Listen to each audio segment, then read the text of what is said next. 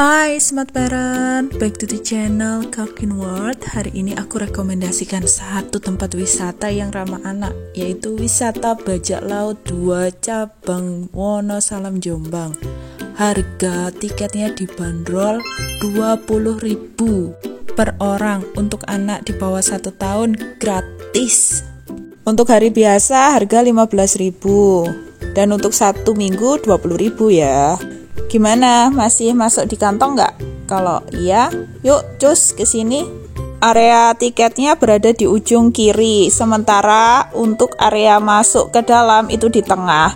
Nah, parkirnya itu berada di sepanjang jalan dari ujung selatan hingga ke ujung utara. Bagi rombongan keluarga yang membawa lansia dan baby, sebaiknya standby di tengah aja ya, di depan pintu masuk.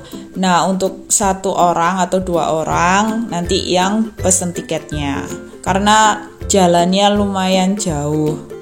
Nah, untuk pintu masuknya sebenarnya sebelah kiri, cuman sebelah kiri ini ditutup, jadi kita masuk melewati pintu keluar aja. Jadi 1 pintu sih sebenarnya, masuk dan keluar 1 pintu di sebelah kanan. Untuk masuk area dalam ada pengecekan tiket, jadi siapkan tiket sebelum masuk ya. Ada petugasnya kok di depan pintu masuk. Ketika masuk ke dalam, kesan pertama adalah wow, jalannya menanjak, tapi ini cukup aman, nggak terlalu licin kok kalau semisal mau menanjak. Tapi hati-hati untuk bayi, balita, dan lansia ya, harus ekstra dijaga. Di area tengah ini ada spot-spot dinosaurus, jadi instagramable banget buat yang foto-foto. Nah, sebelah kanan ini ada toilet dan musola. Jadi kalau semisal fokusnya semua toilet ada di sebelah sini. Kita lanjut menuju ke atas. Ini banyak spot yang menurutku bagus banget, rindang. Nah, ada gazebo dan di sebelah kiri ini ada kolam anak. Kolam anaknya bagus, ada patung raksasa ya, patung semacam kayak gurita gitu. Nah, sebelah kanan ini ada gazebo yang biasanya buat tempat tunggu. Gazebonya ini terbuat dari bahan kayu ya, tapi ini sedikit lapuk sebenarnya, karena mungkin kayu kan termakan oleh usia. Nah, lanjut kita menuju ke atas. Di sebelah kanan tempat kami itu ada tempat persewaan, bisa sewa ban, bisa sewa baju bagi yang nggak bawa baju. Di situ juga jual makanan ringan dan minuman ringan juga. Nah, kita mendaki ke atas lagi, ini ada tangga. Tadi kan jalan lurus, sekarang ada tangga. Nah, di sebelah kanan ini disewakan semacam kayak villa-villa gitu. Jadi tempat istirahat sementara atau bagi yang bisa menginap di situ diperbolehkan. Desainnya tradisional ya, bagus ya. Nah, yang di sebelah kiri ini adalah kolam dewasa. Jadi karena wisata bajak laut ini adalah wisata air, dia memiliki 2 kolam besar. Yang di bawah kolam anak-anak, yang di atas adalah kolam dewasa. Di depan villa itu banyak sekali gazebo. Nah, pemandangannya sangat syahdu dan ya santai banget di sini. Ini nggak terlalu panas dan anginnya itu spoi-spoi. Wah, enak banget kalau buat istirahat. Tapi karena mungkin kondisinya ini outdoor ya, jadi terpapar oleh air hujan, maka banyak yang perlu direnovasi gazebonya karena banyak yang bolong-bolong. Nah, sambil jalan menusuri setelah gazebo, ini banyak banget spot-spot instagramable. Ada jembatan dan ya banyak banget, sangat indah kayak taman-taman syahdu gitu. Nah, nanti kita review ya yang spot instagramable-nya. Sekarang kita akan berenang dulu karena ini sudah tidak sabar lagi si kecilnya. Di area kolam renang dewasa banyak tempat kayak semacam tempat berjemur ya. bagus sih, kayak di Bali-Bali gitu loh, yang ada payungnya di atas, bagus banget. Di ujung sendiri, di area dangkal itu ada sebuah rumah panggung, jadi bisa buat ngadem dan berteduh. Aku juga bingung sebenarnya ini kolam dewasa atau bukan, karena kedalaman airnya itu hanya 1 meter. Jadi anak-anak ini sebenarnya masih bisa masuk ke sini. Oke lah, mungkin konsepnya seperti ini. Tapi kalau bagi orang dewasa yang pengen masuk ke kolam renang kayaknya agak gimana gitu. Oh ya, pastikan barang bawaan teman-teman sekalian itu safe ya. Jadi sering-sering awasi barang kalian dan harus dalam jangkauan penglihatan kalian, biar tidak terjadi sesuatu yang tidak diinginkan. Nah, karena sudah di sini sudah terlanjur, maka kita akan memberikan stimulasi kepada si kecil dengan berenang. Nah, kita ajarkan berenang dari sedini mungkin agar dia bisa berkenalan dengan air. Nah, kita latihan dengan menggendong dia, dengan memberikan sentuhan-sentuhan agar dia bisa mengaktifasi sensor perabanya. Karena Kinza baru berusia 9 bulan dan ini fase merangkak, jadi kita berikan stimulasi yang sedikit berbeda dari biasanya. Karena biasanya hanya di lantai rumah, sekarang di lantai dasar kolam yang dangkal. Coba kita awasi dia, gimana caranya dia merangkak dari satu posisi ke posisi yang lain. Dan Kinza sangat excited banget, dia bisa merangkak dari posisi ujung ke ujung dan dia seneng banget karena ini baru pertama kali dia melakukan merangkak di air. Nah, gelombang airnya akan mengenai badannya, dia bisa merasakan sensori perabanya ke sana ke sini, dia juga tertelan air ya, bisa merasakan oh ini ternyata kalau kita bermain di air bisa tertelan air. Walaupun sedikit gelagapan, tapi dia tidak pantang menyerah dan tetap semangat untuk belajar merangkak. Sesi trainingnya cuman 1 jam aja, jangan lebih ya, karena kasihan, karena daya imunnya juga masih belum kuat seperti orang dewasa. Setelah dia selesai, segera membersihkannya dan hangatkan dia dengan minyak kayu putih agar tidak masuk angin. Meninggalkan sisi kolam renang dewasa, kita akan menuju kolam renang anak karena kakak Kanza tidak sabar segera berenang seluncuran. Posisi kolam renang anak lebih bawah dari kolam renang dewasa. Nah, kita lihat apa aja yang ada di kolam renang anak. Di pojok kanan belakang ada selurutan atau perosotan yang terbuat dari beton ya. Nah, ini sedikit menukik, jadi pastikan bahwa si kecil jika perosotan di situ harus ekstra hati-hati. Di sepanjang jalan banyak pohon-pohon kelapa. Seneng melihatnya karena buahnya itu banyak banget. Buah kelapanya tidak dijual ya. Oke, balik lagi di kolam renang anak.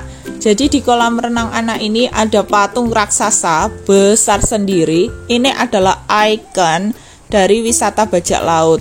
Dia itu kayak menyerupai gurita ya. Nah, di situ ternyata kayak semacam goa di tengah, banyak selurutan atau perosotan di samping kanan, kiri, dan tengah dan depannya juga. Kita masuk lewat sebelah pintu kanan. Dari posisi kolam ini kita bisa melihat ke bawah secara langsung. Nah, ini bisa kita lihat posisi pintu masuk dan posisi area tengah yang spot instagramable-nya, yaitu hewan-hewan seperti dinosaurus, rusa, dan lain-lainnya. Dan di sebelah kanan sendiri itu adalah kafetaria atau resto. Jadi mau pesan-pesan silahkan ke sana. Nah, aku mau ngingetin di kolam ini untuk area dampingan yang sebelah depan itu sangat minim ya. Jadi jangan sampai anak-anak itu di area pinggiran. Kalau memang mau ke sana harus didampingi oleh orang tua. Nah, di sebelah sisi kiri itu ada jamur ya. Jamur itu nanti anak-anak biasanya berada di bawahnya dan akan kena tetesan-tetesan air dari payungan air jamur yang berada di atas. Nah, di sekelilingnya itu ada patung-patung kartun SpongeBob, Patrick. Ada perosotan juga, perosotan kecil, jadi itu terbuat dari plastik dan tentunya aman ya buat si kecil. Dan airnya itu juga dangkal. Salah satu perosotan yang favorit di sini adalah perosotan di bawah patung raksasa gurita. Tapi ini perosotannya dari beton ya, jadi hati-hati.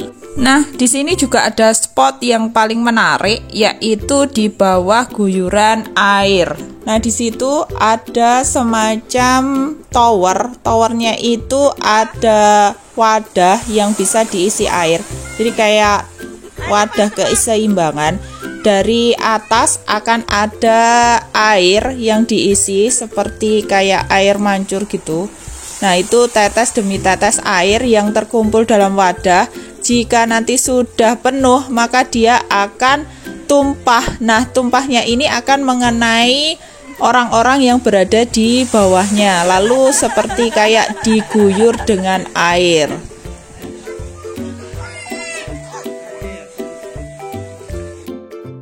Nah, tak lengkap rasanya jika tidak mencoba perosotan yang menukik di pojok belakang kanan.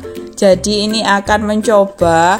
Kakak pengen banget, tapi serasa dia itu agak takut dan dia akan bersama kakaknya. Tapi setelah berdiskusi secara panjang dan ternyata dia memutuskan untuk kabur dari perosotan tersebut. Hanya kakaknya saja yang meluncur. Di sebelah perosotan tersebut ada bangku panjang. Bangku panjangnya ini adalah spot yang menarik untuk foto-foto. Kakak pengen di situ dan bersama kakaknya dia pergi untuk berpose ria. Setelah puas bermain air, sesuai janji kami akan mengajak teman-teman semuanya untuk melihat area atas. Nah, area atas ini adalah spot yang sangat menarik buat foto-foto dan pastinya sangat instagramable. Dimulai dari rumah Olaf, dan di atas rumah Olaf ini ada patung kuda. Tapi harus hati-hati ketika menaikinya ya. Nah, untuk lansia tolong jangan ke sana ya, karena ini sangat berbahaya, terlalu menukik. Nah, yang belum tahu Olaf itu adalah patung salju yang dibuat oleh Elsa pada film Frozen. Nah, ini penampakannya Olaf versi Indonesia. Gimana menurut teman-teman semua? Ini mirip atau enggak? Atau malah menakutkan ya?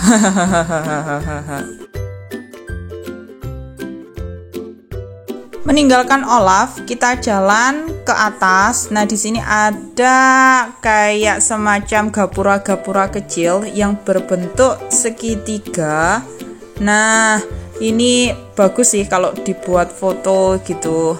Nah, di sebelah kiri ini ada apa ya? Semacam kayak rumah kelinci. Di situ ada rumah-rumah kecil yang mini, yang berwarna-warna. Itu ternyata rumah kelinci. Tapi kelincinya nggak tahu kemana. Kayaknya dia bosen di rumahnya dan dia pergi ke tetangganya ya. Sebelah rumah kelinci ada rumah ayam. Rumahnya ayam sangat kecil, berada di pojokan. Yang terlihat hanya satu ayam jantan dewasa. Nah, sebelahnya lagi ada rumah angsa. Nah, ada dua ya, atau satu pasang angsa dan satu mentok. Nah, ini ada tupai. Nah, tupainya di mana? Kita lihat. Oh, itu tupainya berada di atas, dia lagi tidur. Tupai ini berada di sisi kanan jalan. Nah, di sampingnya itu kita akan melihat hewan musang. Hewan musang ini, nah ini yang paling dibenci sama peternak karena musang itu biasanya mencuri ayam, tapi kayaknya musangnya tidak ada. Nah, di sebelah kiri ini adalah kambing. Jadi kalau yang belum tahu kambing, biasanya orang-orang kota, nah ini penampakannya kandangnya kambing. Nah, ini yang suka makan telur puyuh, ini loh yang biasanya bertelur, yang kita makan telurnya, dia kecil ya. Dan selanjutnya ini kandang kambingnya. Oh, ternyata kelincinya kan ya, bener. Dia main ke tetangganya kambing, ternyata nggak di rumahnya. Nah, ini ada iguana. Iguananya ada 2, berwarna coklat dan berwarna hijau. Wah, ternyata banyak ya hewan-hewannya. Nah, yang belum tahu burung hantu ini burung hantu. Kenapa dinamakan burung hantu? Kalau dia itu pagi atau siang gini dia itu tidur, tapi kalau malam dia itu ada. Jadi dia itu kelayapan cari makan. Nah, kalau kakak itu pasti takut. Dia bukan takut sama hantu, tapi takut sama burung hantu. Nah, gimana? Pengetahuan tentang binatang jadi bertambah kan? Ini edukasi yang menurutku bagus banget buat si kecil, karena si kecil bisa mengetahui jenis-jenis hewan tanpa ke kebun binatang. Tapi ya kalau ingin lengkap, ya tentu harus ke kebun binatang. Nah, sesi selanjutnya adalah spot foto yang menurutku bagus sih. Ini kayak di panggung gitu. Jadi di panggung ini ada beberapa titik-titik yang bagus. Di sini juga disediakan beberapa tempat duduk. Jika foto di sini itu kayak kerasa banget view pegunungannya, karena banyak banget pohon-pohon di belakang sehingga seperti terlihat instagramable banget. Oke, kita lanjut. Nah, kita berjalan menuju arah selatan. Nah, arah ini di sepanjang kiri kanan kita bisa melihat banyak bunga-bunga cantik, namun sedikitnya agak kurang terawat. Banyak rumput-rumput liar, kurang terurus secara rapi. Nah, salah satu spot yang menurutku foto-foto yang bagus, graffiti ya. Banyak lukisan-lukisan yang menarik mata. Ini adalah salah satunya bentuk sayap malaikat. Nah, Onci jadi malaikat. Menapaki jalan selanjutnya, kita berada di area edukasi tentang tumbuhan. Jadi ini adalah bentuk pohon pisang. Yang biasanya suka makan pisang, yang belum tahu bentuk pohonnya adalah seperti itu. Nah, ini bentuk pohon jeruk. Pohon jeruk sepertinya sangat kecil ya, masih belum berbuah, jadi masih belum bisa dilihat dengan secara seksama. Di sini banyak sekali tanaman-tanaman yang ditanam dan diberikan papan tanda untuk memberitahukan kepada pengunjung bahwa pohon apa yang sedang ditanam. Salah satunya ini juga adalah pohon durian. Satu pohon itu ditanam dalam satu gundukan. Nah, ini adalah pohon jambu merah dan di sebelahnya adalah pohon manggis. Pohon manggis sepertinya mau mati ya. Dan di sebelahnya adalah buah naga. Dan yang paling ujung adalah pohon salak. Nah, ini adalah area panjat ya. Tapi mohon maaf dilarang memanjat karena area panjatnya sedang rusak atau sedang direnovasi. Nah, sebelah kiri ini juga ada area untuk duduk-duduk. Nah, ini kalau mau main sepeda-sepedaan, mau foto-foto sepeda, ini bagus banget loh. Yang bagi pasangan cakep deh kalau dipakai dan bisa di-upload ke Instagram. Oh iya, sampai lupa, di sini jalan-jalannya itu banyak yang dinama-namai ya. Ini kayak contohnya jalan doang, gak nikah yo rapopo. Nah, kayak gitu unik-unik banget contoh jalan-jalannya gitu. Pokok jangan baper kalau di sini yang baru putus cinta, wes jangan dibaca ya.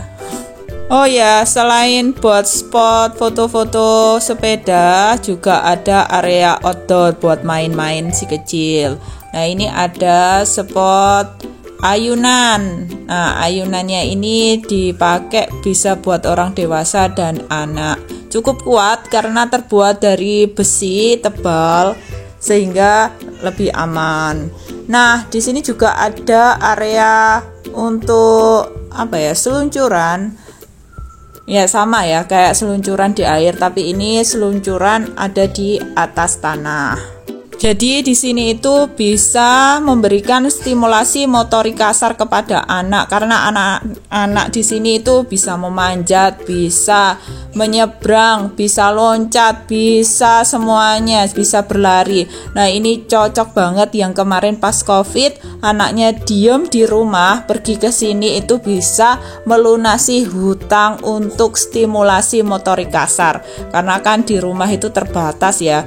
Terbatas hanya sekelumit itu, tapi kalau di sini anak itu pasti happy tanpa biaya tambahan, lengkap banget fasilitasnya. Anak bisa menggerakkan semua anggota badannya dari tangan, kaki, kepala, mata. Nah, itu tuh bagus untuk stimulasi perkembangan dan tumbuhnya si kecil. Oh ya, area playground outdoor ini menurutku fasilitasnya lengkap. Nah, usahakan sebenarnya si kecil itu untuk barefoot ya. Bagi anak yang susah makan, usahakan untuk barefoot. Barefoot itu apa? Telanjang kaki, karena ini bisa menstimulasi saraf di kakinya. Nah, ini bisa membuat anak lebih nafsu makan. Nah, permainan yang sedang dimainkan anak ini adalah menyeberang jembatan. Nah, di bawahnya itu ada 3 lingkaran. Nah, ini bisa dimainkan untuk anak yang posisinya sedang merangkak. Ini bagus karena bisa melewati lingkaran di bawahnya dengan membungkuk atau merangkak.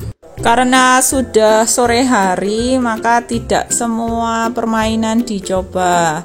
Nah, sebelum pulang, kakak pengen mencoba permainan yang terakhir, yaitu dia menaiki tangga pada suatu panggung yang berada di kanan depan. Dia sedang konser ceritanya di situ. Dia bernyanyi-nyanyi, dia bercerita-cerita di situ. Nah, ini menurutku bisa meningkatkan keberanian dan kepercayaan diri bagi anak. Setelah selesai, dia turun dari panggung tersebut. Terima kasih teman-teman sudah mengikuti perjalanan kami di tempat wisata Bajak Laut 2. Semoga ini menjadi inspirasi kalian untuk mengajak keluarga dan si kecil berwisata yang lengkap dan tentunya sangat affordable, mudah di kantong, mudah jangkauannya, dan sangat edukatif. Terima kasih, jangan lupa untuk like, comment, and share. Dan jangan lupa yang belum subscribe silahkan subscribe ya. Terima kasih, tunggu kita di tempat selanjutnya.